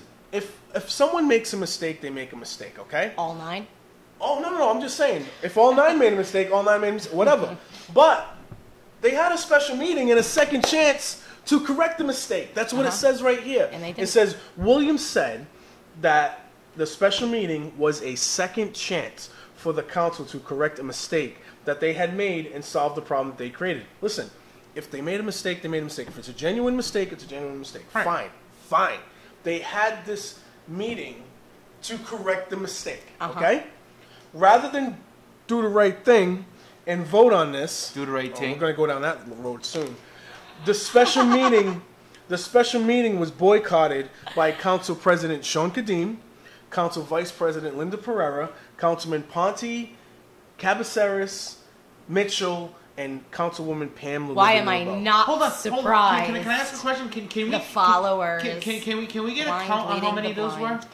This is the exact opposite of good governance. Yep. No. Can how many people? Well, I'm just going to get through this part. I'm going to get through this part. How I many promise you. people I'll were that? count it. I promise you. I'll count it right after this part. According to witnesses, Council Mitchell and Councilwoman Liberty LeBeau were seen running out of City Hall after their scheduled 5:15 City Council Committee on Public Works and Transportation meeting, which was held directly before the 6:30 special meeting. You counted 6? Yep. So there's 6. Oh, so wait, as in like 6-3? Yeah. Oh, okay. Just Interesting, right? interesting. Very interesting. The 63 comes back again.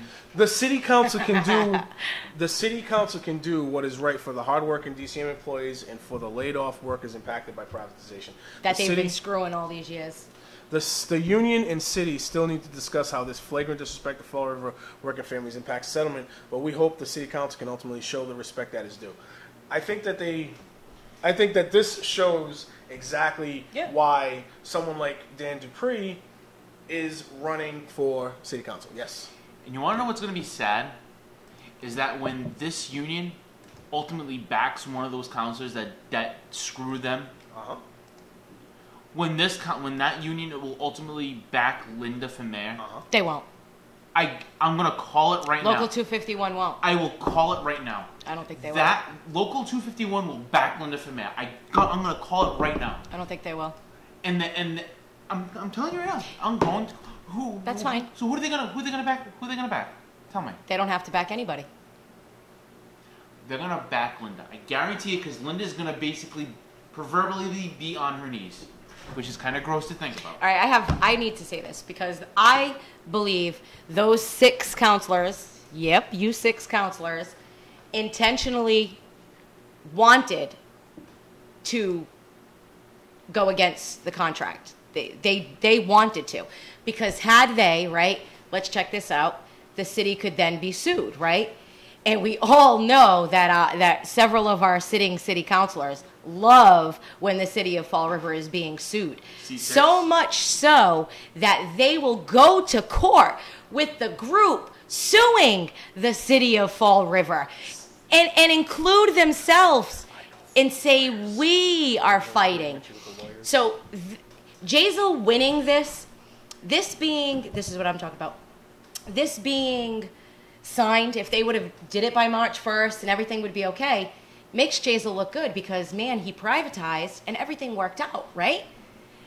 But if they go against it, right, and it doesn't work out, the sterile news will come in and blame Jazel, right? They'll come in and blame Jazel. WSA aren't. Will have their friends WSA and their aren't. I family like that. coming in and talking about how bad Jazel was because he didn't give them enough of notice.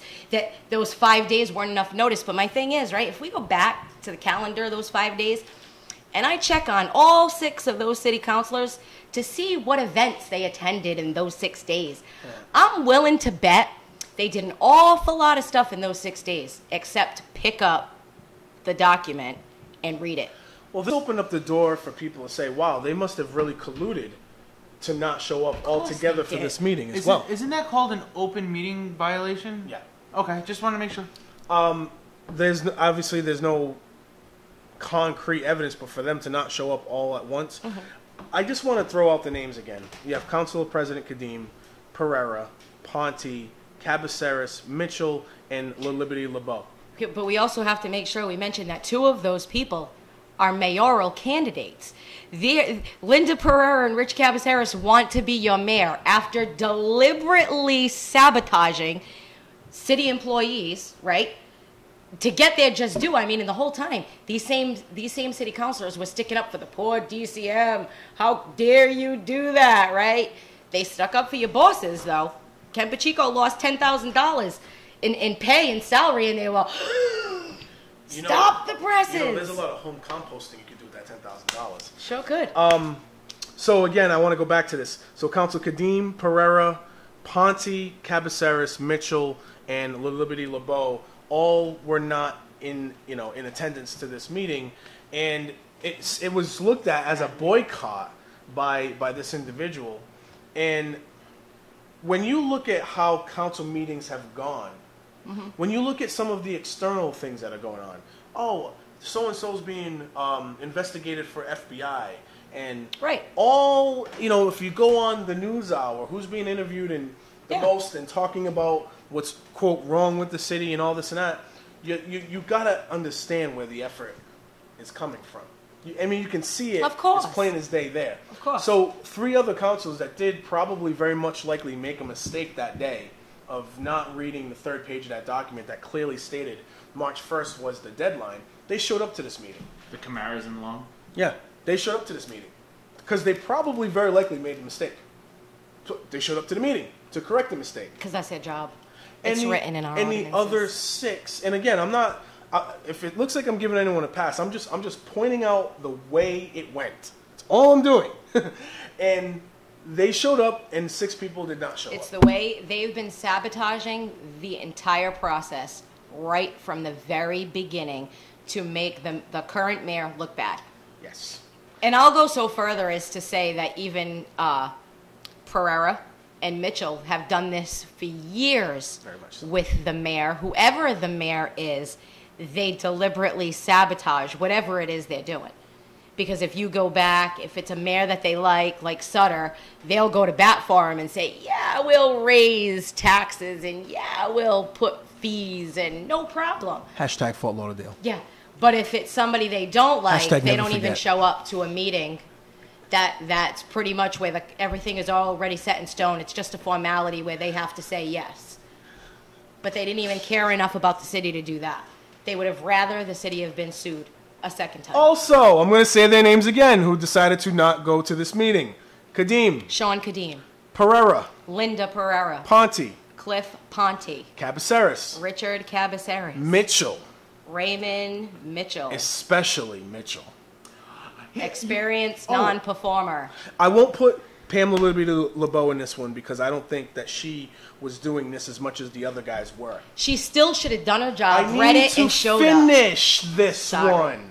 Makes me So mad. when the budget was being passed last year, and they were talking about the privatizing and how detrimental this huge court case was going to know. be, I was there. and how horrible it was going to be for the union to come down upon the city, right? Millions of dollars.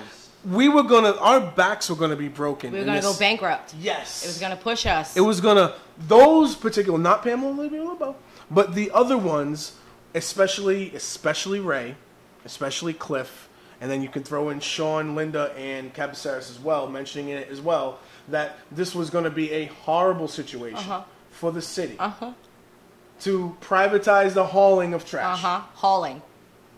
One piece. because of not showing good faith at the union table, when really in all reality the previous mayor was the one that had the obligation Right. to do the union negotiations, but he Right. chose not to do it, Right. and nobody made a stink about it Nobody at all. said a peep. They waited until the next time Sure around, did. and now they made a huge stink about it, Uh-huh. and this became the Smells big like rotten back-breaking amount of money, which again, and I got into an argument with someone about this, but $245,000, right? $245,000, right?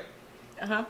That money is not what I would call back-breaking to the taxpayers of Fall River. The bottom line is we knew we were going to have to pay out something. Consider The cost of doing business is what Yep. Josh Period. Silver called it, right? Absolutely. considering at the time that this happened, we had over $4 million in stabilization, which we could have easily gone to get that out of stabilization, and we still would have been left with around 3.8 million. 3.5, nice. We would have been left with 3.8 million, which is Inflation. well, inflated, which is nothing. Compared to the fact that we only had when Sutter was in office, $500,000 in stabilization. Well, that was not Stutter's fault. That was actually Flanagan's fault. Remember Stutter? that? Yeah, I did say stuttered, but I didn't mean to say it that Yeah, way. he wasn't in very long. We can't No, blame too much on him. that lack of stabilization was a reflection of Flanagan's old budget. Well, no. Well, unfortunately, all right. I'll give you that. Yeah. However, you're also going to have to take into consideration that Sutter did put the 2016 budget into play. Yep. He also made the deal with the school department to pay the Creative budgeting. Yeah. he also put the thing on the table where he promised that he would pay down the net school spending deficit, and yes, I'm going to call it a deficit, by what are you doing? Through creative Tax budgeting. returns. Oh, okay. By paying them $1 million now, and when free cash came, to pay them the rest. So you've just gone and spent your reserves before you even got it. So that's who we had in as mayor, and I'm going to tell you right now, that's what screwed him. If he would have had I guarantee, if he would have had somewhat of a decent plan, other than banking on free cash, I guarantee you more people would have probably voted for him, and he probably would still be mayor right now. Probably. No, he wouldn't. I'm He's gonna an enigma. He ain't. I'm willing to bet that some people would have probably flipped their vote, and it probably would have been enough, and it would have caused it. Maybe. Who knows? Where he is where he belongs, on a billboard, on the highway. Was that the same billboard that had the woman wearing the long the heel and turning off? I don't know if it was. Was that the same one? I don't know. Did Carol Fail have anything to do with this? So you're in a situation where these councilors who, when Jazel was trying to pass his first budget, these people were the biggest advocates against the privatizing and the biggest fearmongers, right? Right, and that's what it was, of this union lawsuit. They're like chicken pox. Right. If they would have showed up to this meeting, they would have been hat in hand. Mm-hmm. They would have been having to admit that the amount of money in this lawsuit settlement was not backbreaking. Mm-hmm. Especially Ray Mitchell. They would have had to have admitted that the move that Jazel made was the right move for the city of Fall River. And they do not want to do that. Especially Ray Mitchell. Of course. Ray Mitchell was on his radio show. Ray Mitchell was in court against the city of Fall River. He should never be a city councilor. The 10 taxpayer lawsuit. Non-experience. That's right. Non-experienced performer. That's his new name. Outdated experience. Or experienced non-performer. Experienced non-performer. Experienced non-performer is more like it. Experienced disaster. The way, I mean, he literally was on his radio show, and he had a radio show on WSAR. WSA aren't. That's kind of fun to go with. But he actually said, I know a lawyer that's telling me that this is going to be a really bad situation. And then as the story kept going on, it increased to 4 lawyers. It's like Bugs Bunny at that table, the gambling table. And then when I remember calling in and saying, your lawyers are, who are these lawyers? Yeah. Who are these lawyers? Uh-huh. Because you keep on talking about how the council needs, $20,000 for legal counsel. Uh-huh. You seem to have your own counsel right there. Right. You keep on mentioning these lawyers. Uh-huh. Where are these lawyers now? He also kept getting more lawyers. $245,000. Go ahead, man. $245,000. Remember? Try. You'd consider us friends, right? No. Depends on the moment. I'm pretty real with you. If I don't like something that you're doing, I'd probably tell you, right? Oh, you would 100% tell me. Okay. You tell her too. Yeah, I do. I'm not afraid to tell when someone's wrong. Okay. So let's think about it this way. Laugh at me. I know. I just laugh at you regardless. Yeah. Let's just put it this way. If you were to be paying me money for advice that you want to hear, wouldn't I tell you pretty much anything you wanted to hear? Are you talking about if I gave you, say, $20,000? Yeah. For a second opinion on something that I disagree with? I will tell you exactly what you want to hear, and I'll make up something to say, here's my reasons why. Which is exactly why getting a second opinion from your friend, the lawyer, would never work. Because they're going to give you the opinion you want to hear, so it contradicts the first opinion. But Derek, I want to mention some things, and just if I'm allowed to actually just get this out real quick. Really? Yeah. Okay. Will Flanagan and Liz Souza. Yep. Beautiful couple. That relationship was definitely not looking, above board for the city at that point in time in 2013-14, when it seemed as though they were always in cahoots to get what they wanted out of the situation, circumventing the city council's authority, prompting Mike Mioza really to start getting involved in the charter review. I believe that all that started because of the relationship between council, the corporation council, and the mayor at that time. They were in cahoots, it seemed like. And that made me even say, wow, looks like the city council could use a second opinion or some type of legal counsel on their end. However, it was an attempt to try to make it fair because there looked like there was obvious collusion between the two people. If there isn't obvious collusion between the council, the corporation council, and the mayor, then there is no reason to have a city council lawyer come out and provide a second opinion. What you're seeing right now from the city council is they disagree with the corporation council. They disagree with something that the corporation council said. It has nothing to do with being hacked up and being all this, that, and the other. Now, Yeah, I'm done. once upon a time, I was cool with city council having their own lawyer. I think you were gonna say you were cool. Like, you're Nope. still cool, Nick. You're still cool, Nick. Thanks. Yeah. See, I'm cool with that, Yeah, right? So they can have it. But the thing is, when Sutter brought in our friend Macy, Oh, yeah. right? They were like, hands down, guys, listen, right?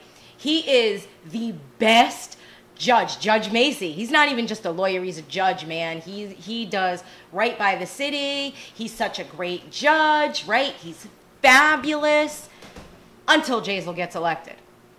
The second Jaisel gets elected, they don't trust Judge Macy anymore. He's not that great. Turns out Ray's buddy that'll work for $20,000 is better than Judge Macy.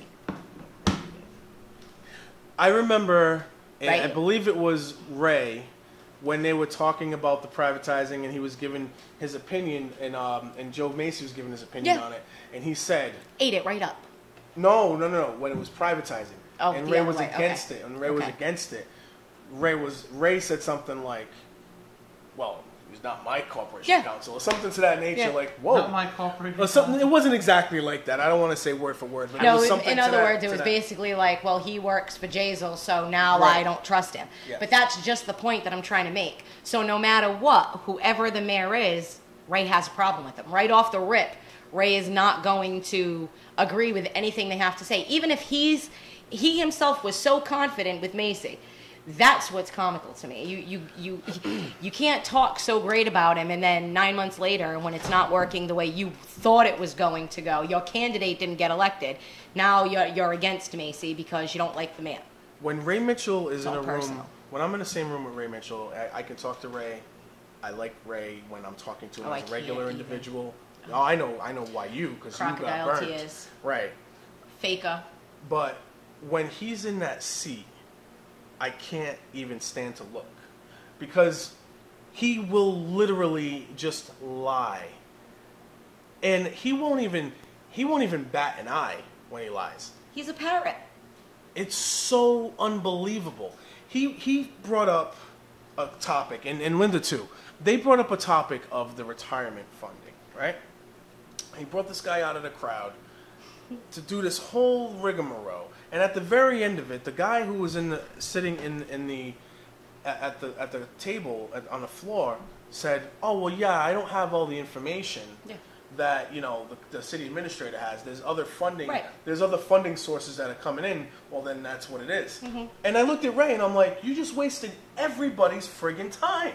I can tell you firsthand the only Linda info they want. Linda said, "Oh, what is the problem with retirees not getting their checks? I've been talking to some retirees and they're not getting their money." Oh, well then Sahadi, I believe it was Sahadi and Catherine Vera said everyone's got their checks, and then the topic went away. If I was sitting at that council in one of those seats, I'm not trying to blow up here, but I raised my hand.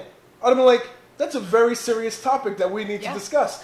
If there's retirees not getting their money, Council President, Vice President Pereira, I'd like to know who they are, and can you bring them to the floor so that way we can have a discussion. Let's hear it from them. But it was a complete blatant lie. Yeah. And they make up they stuff all do the time. this all the time. Listen, when I present All the time. with just the trash thing, when I presented the information that I had, and I listened to the words coming out of Ray Mitchell's mouth, he is nothing. Like the people who vote for him, it's so tragic because he does nothing for the city of Fall River. All he does is cause the city more grief. He saved the city a bunch of money. He with saved some the light city bulbs. nothing. Yeah, light bulbs that he didn't even realize should have been changed by National Grid. Remember that conversation? Something as simple as that. As tiny as that. This is the same guy who stood with the 10 taxpayers in a lawsuit against the city of Fall River. Sorry, I'm all set. Called the lawyer. We. It's one thing to want to be there to hear both sides. It's another thing when you're so blatant in your hatred for the mayor that you're willing to do anything just so he doesn't look good. When if you just left him alone, he'd do it all by him damn self. Unbelievable. Nightmare. Yeah. So I sit there and I say, I can't believe they're doing this, right? It really bothers me. Instead of doing all the positive stuff, it's all they can focus on is the stupid negative shit. Sorry, I threw out a bad word. So we went from very positive conversations of health and wellness in Derek's trip to Portugal, and then we started talking about the city council. And My now, blood pressure's and now back up. Nikki Medeiros has a vein in her forehead the size of Oh, I can't. San Miguel. Because it's all personal. It's That made personal no sense gain. whatsoever. She had a vein in You her know, forehead so, the like, size of San Miguel, the island. You Come sit on. here and How you does that say- not make sense? You're talking about Come Linda on, it's a talking large about vein. retirees. Can I listen to what she's saying? Linda talking about retirees not getting their check. Is she running for mayor so she can make hers a little bit bigger? I would She's assume close yes. to retirement. She wants to She is cushion retired. her back. Come She's on. working for free right now. Come on, yeah, she's working for free. She's working for free right now. She's working for votes right now. I agree. So speaking of people who just get all kinds of free publicity, an article was written about Leo Pelletier, the longest-serving city council in Fall River's history, This is poor hoping bastard. to extend that record. Leo Pelletier has pulled papers He does not want to come back out. this week to run for city council. He joins 18 other candidates who have taken out papers to run for the 9 They're worried about you, Trotty. They worried. He They accepted worried. 2 years of probation in 2012 after pleading guilty to 5 counts, but his lawyer said that the illegal activity was inadvertent in the That aftermath. don't matter. So they do have my name in this article. B team. Yeah, I'm all the way at the bottom here. The others, they Oh call wait, him. let's see who's running. Yeah, the incumbents that have taken papers: Joe Camara, Steve Long, Ray Mitchell, Cliff Ponte. The others are Emmanuel Barros, Ron Cabral. Oh, he is. Ron running. Cabral is running for mayor and city council. Taking a page out of Jordan's book. Thank you, Jordan, for that. David Cowan Jr., Russell Desbians, Michelle Dion. She'll have my Oh, vote. Brad Kilby's trying to come back, eh? Oh, and if we all recall, remember Brad Kilby on his own Facebook page Yeah. was calling out the mayor saying... Sure was. Yeah, getting mad because he got let go. He was Yeah. one of those people that got let He go. was angry. Some 'cause guy he named lost Trot his Joseph job. was running. Jeffrey Sylvia, again. Jason Springer. Mark Thibodeau, Ian Tompkins, and Derek Viveris. I met Derek Viveris. I met Mario Dorigo, not in person yet. Daniel Dupere. It's got to be The Dupere. guys who are running with no real intention of being a counselor, man, get out of it. Don't let these other people try to convince you to run. Because there's no way Leo is going to... if I sat and I talked to Leo, there is absolutely no way that Leo wants to get back into that. That man was so happy, yes. he got rid of that damn van. Yes.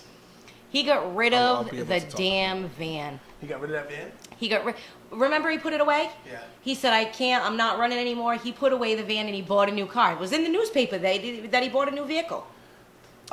School committee. We got school committee. So incumbents that are going to do it again.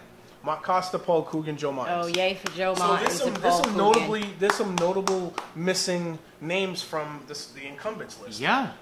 Miss Melissa Panchley, That's the name I had in mind. Mr. Edward Costa. Well, but he If he has some free time, he can come here. but we already knew that he wasn't going to run. He already announced that. And Gabe Andrade, not running. A little sad to hear. Yes, Gabe was good. He's a classy dude. Although Gabe Andrade. Oh, was, Tom Corey is running. Nice. Yep, I was going to go to the list. Just go to the list, guy. No, you can do it. I can't. Some of the names I A can friend see. of Some of mine, them I can't. and I think someone who could be good for the school committee: Amy Blanchett, Sean Connell, David Cowan, Joshua Hetzler, Tom Corey, Miriam Morales, Jeffrey Sarnecki, Crystal Stone, she actually reached out to me a couple of times just to get to know who I am. Jessica Wong. That name sounds familiar That too. sounds familiar to me too. Yeah. I don't know exactly who it is, but they all sound familiar. A lot of those names Nice. sound familiar. But that's going to be some fresh What I blood. actually like about that's a nice group. There's women. There's more than one woman. I Diversity. love that. Yeah, there's a lot of diversity there. I like it. Yeah. I actually think that I thought for sure Springer was going to go school committee. I think that, and I talked to Jason about this, that it's not a knock on him at all, but I think his efforts and his, what he wants to do with the city Yeah. is more relatable to school committee than it is city council. But at the end of the day, it all comes down to the allocation of funding. Yeah. It all comes down to that. There is that's the $280 only million dollars in this budget, and our city looks like a trash He can. would have had not control, but more of a say in the spending had he been a part of the school committee and not the the allocation city of how council. the school budget right, goes. because Right. all the city council does is vote a yes or no Right. on the amount of money the school department gets. The school department then takes that and budgets it out, which gets approved by the school committee. This city has a $280 million budget. It looks like a trash can. There is so much litter and trash all over the city. There's weeds all over the place. You go to every single Stop. median. We don't have any problems. Stop. You go to every single median. You go on the sidewalks. You got Our city poison council. ivy. No, that's not true. Our city councilors do such a great job, Trot, that they make sure that they're voting properly so that everything gets done in the city. We have The city gets a better school every department. year. We have a school department that ranks low Ugh. in scoring, but high in spending per pupil. We have that. I think that we've been moving in a better direction. High in employee turnout as well, aren't we? Yep, a lot of employee turnaround there. But I think that we are moving in a better direction with a different, superintendent. Yep. Matt Malone, I hear. Right. all I'm good hearing good things Me from too. other people that are involved in the process, so that's pretty good in my opinion. What do you know? That's what it comes down to.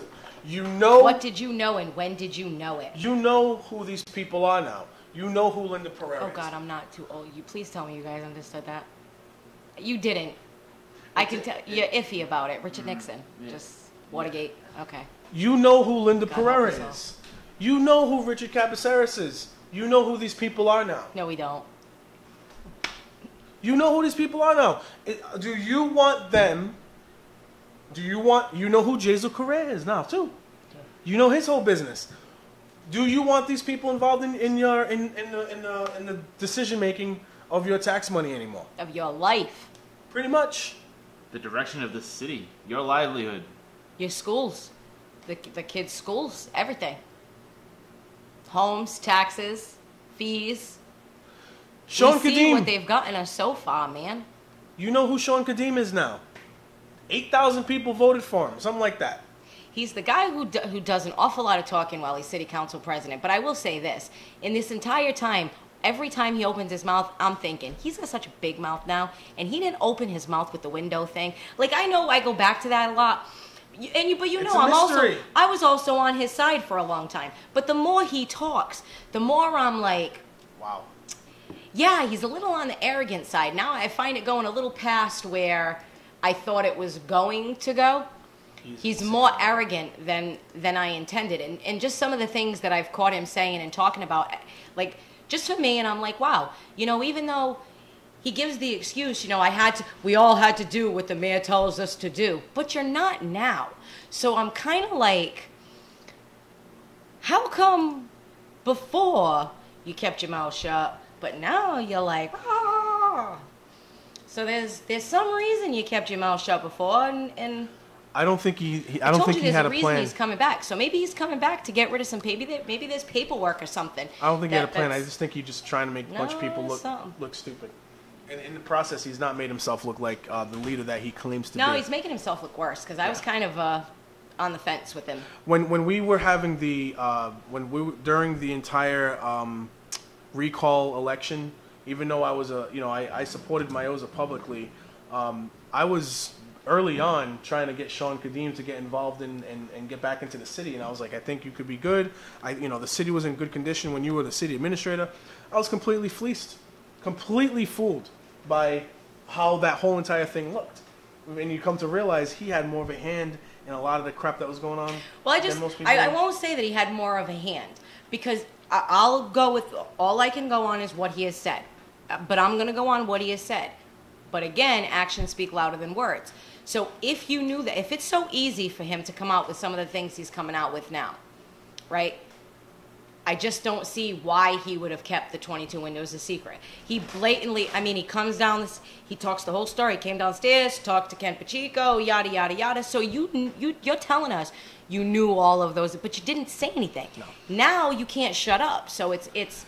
He also spoke to Joe Camara about the allocation of the SAFER grant at the time when he was a city administrator. So they were arguing a little bit about the current SAFER grant and saying that we can't depend on this SAFER grant to be replenished. You know, we're going to see a bunch of firemen fired all over again. That was basically Rich Capaceris' position, and Sean was talking about, you know, how we need to get away from the SAFER grant and blah blah blah, and that, you know, how we need to use our actual funding to sustain the fire department and all this and that. So Joe Camara raises his hand, said, when you were the city administrator, you were doing some things that you weren't supposed to do with this grant that put us in a hole. And then Sean came out and was like, well, if you remember, we had severe cuts to our budget, and I had to be creative with this, that, and the other. Basically, they were going back and forth. Well, maybe there was so much creativity, he's got to come and fix it. Yeah, maybe so.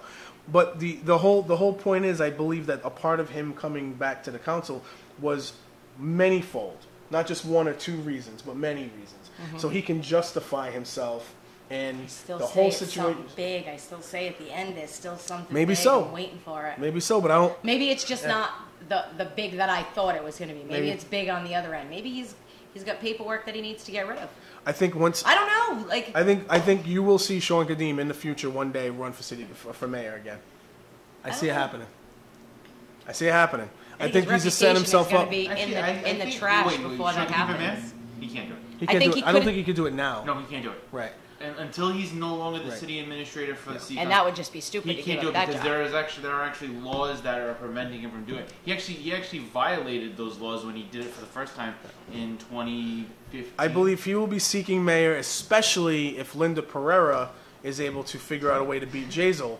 Then he is going to try to follow her and become the mayor. I would have thought if he was going to run for mayor, I definitely would have thought it would have been up against Jazel.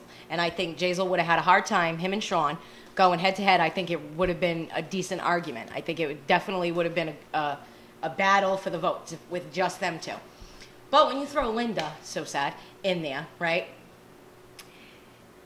It makes, and then you have Rich. So I look at, okay, Linda and Rich, what are they going to do, Nikki? This is what I think. What do I think they're going to do when they get elected? Because I thought for sure Sean was going to run. So are they planning to put him in as city administrator? I would assume yes. Okay, the second Leo announced his coming back and running, I knew for sure that's a yes. Because Leo was ahead of you last year. Or was he behind you? No, behind me. he was behind because he It went took back the- and forth for a he little took- while. He took the 10th spot. No, I tied with Steve Camara. I was always ahead Okay, of Leo. that's why Leo is coming back. Leo's coming back so you don't get on. That's why Leo is coming back. Leo Pelletier, I believe, was actually a supporter of Jazel. He was. But what I'm saying is I still think he's coming on. He's only running. The conversations, the interviews that this man did when he didn't run last term, I would have never got the idea that he would come back to run. He really sounded like he was going to enjoy his retirement. I'm still having a hard time believing that I have any influence in what other people are doing. I don't think Leo cares one way or another. Yeah. I think somebody said, Leo, we need you to run. We just need the numbers. You're probably not going to get elected, so you won't have to do a lot of work. We just need your numbers. I can't see this guy. He's tired.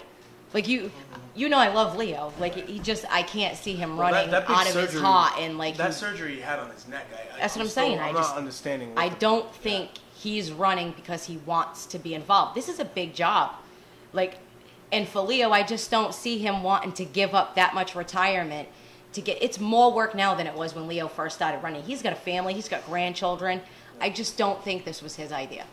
I think he was convinced. I'm not arguing with you He on was that. I just don't convinced know to if I don't know if it's revolving around me running. though. I think it's got something to do with you, Jason Springer running, maybe not necessarily just Trot, but they figure they need to have, he's a name. At the very least, Leo's name is popular. Yeah. But your name is kind of getting up there. Jay's name is kind of getting up there. So I think they needed him. So whatever happened to his speech where he quoted a song, "All good things must come to an end." I love Leo. Like I said, I still don't believe. Dude, he's a staple. He's a staple for our podcast. B team. But right now, but you know what? You laugh whenever I say B team, but you know I'm right.